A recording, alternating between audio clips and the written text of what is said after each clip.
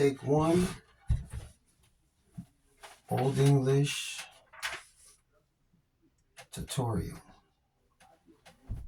Let's go.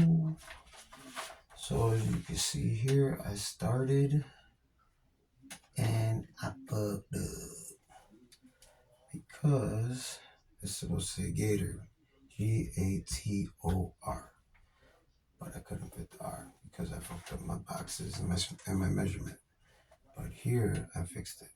So what we did, tracing what I did, and then I'm gonna add the R on this one the right way. But to trace it a little easier, I outlined what I did, and then I made these letters a little bit bigger too. So I want to make these a little bit bigger because everything has to match. You want everything to match, unless you're goofy or you just suck at tattooing. You want it to match when you're doing lettering. So this is going on the back. I like doing big lettering when I'm doing backs. There's no reason to go small, you know? And price yourself accordingly, you know? A lot of people will probably say about $1,000 for this piece. I'd agree with that, depending on, the circumstances. Am I tattooing you at the shop? Am I at a convention? Am I doing a guest spot out of town?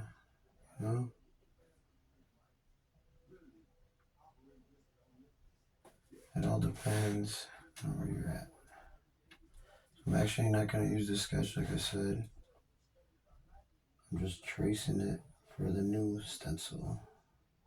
And I'm making it a little bigger. As you can see, I'm going over the old outline to make it a little bigger. As you go, you might want to, change some stuff. Like I'll be changing shit on the fly. I might say right now, as I'm outlining right now, oh, you know what? This might look better this way. And now it's pen, so you kind of want to stick with what you have because you can't erase pen. But you're not tattooing, so you want to make all your mistakes on paper and never on the skin.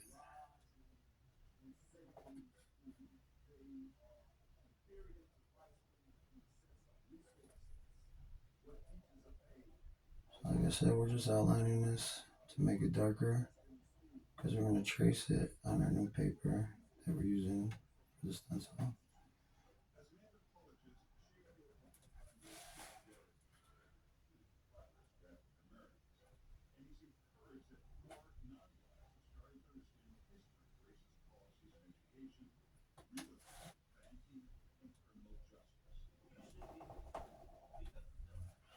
Alright.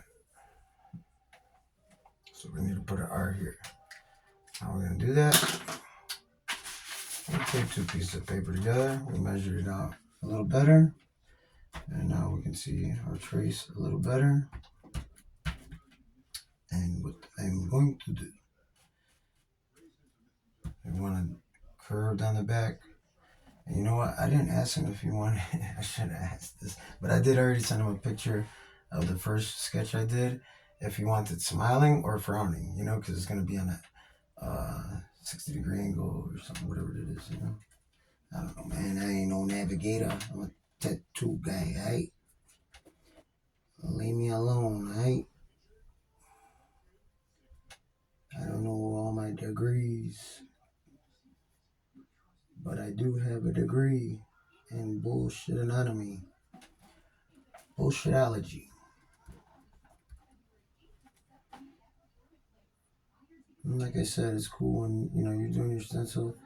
That's when you want to play with shit, and change shit around and try new shit. Because if it doesn't work, you can erase it. You play around with it, until you get what you think is ultimately, the coolest option for you and your client. Because You gotta remember it. You're not only doing it for the client, you're doing it for yourself, you know? Build your portfolio and even just fill up them sketchbooks, because a lot of times people don't even that get work for me, they don't really look at Flash or spend all day looking at Flash in the lobby.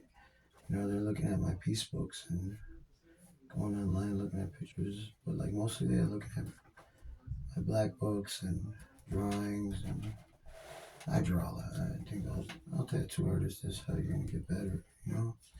Drawing and not tracing like this dork right now that's tracing. Oh no, wait, that's me.